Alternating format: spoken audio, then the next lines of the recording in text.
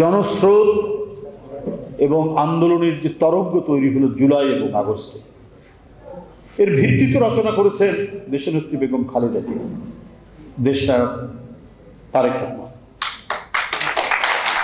15 বছরের এই যে আন্দোলন, 3 বারের প্রধানমন্ত্রী, তাকে নিয়ে যাওয়া হচ্ছে একটা বড় বড় ধ্বংসস্তূপ কারাগারের ভিতরে, অথচ তিনি আপোষ করেননি শেখ হাসিনার সাথে। তার কোনো কথাই, তার অন্যায় অবৈধ কথা মানেননি। তিনি যদি আপোষ করতেন, দেশের বাইরে চলে যেতেন, তাহলে এক কথা ছিল, সেটা মানেনি। এই তার উপর নেমে এসেছে নিপীড়ন, নির্যাতন, দিনের পর দিন, বছরের পর বছর কারাগারে। কিছুদিন আগে চোখ অপারেশন করেছেন, সেই ক্ষতিগ্রস্ত চোখে আপনার বিল্ডিং এর বালু এসে পড়ে তার চোখের মধ্যে। কি পৈশাচিকতা শেখ হাসিনা! কিন্তু তিনি আপোষ করেন। তার যে নির্যাতন সহ্য করা, এটাই তো জনগণকে উদ্বুদ্ধ করেছে। হাসিনা একটা ভয়ঙ্কর পিশাচ, ওর বিরুদ্ধে লড়তে হবে।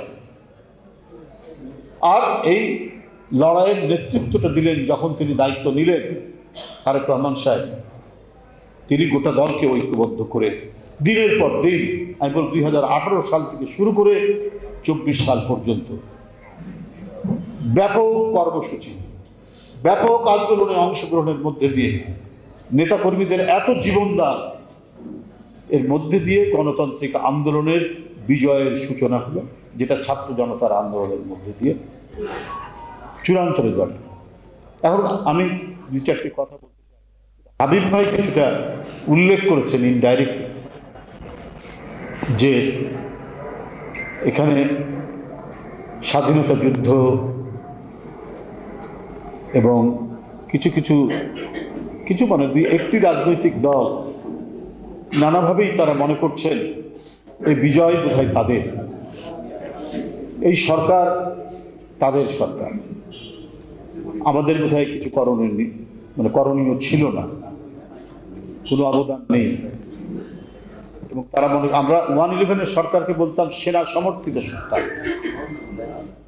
আর এখন অনেকেই বলছেন যে বর্তমান অন্তর্বর্তীকালীন সরকার, যদিও এই সরকারকে বিএনপি সমর্থন করেছে, এখনো করে, কিন্তু কেন জানি অনেকেই বলছেন এইটা হচ্ছে সেই বিশেষ দল সমর্থিত সরকার।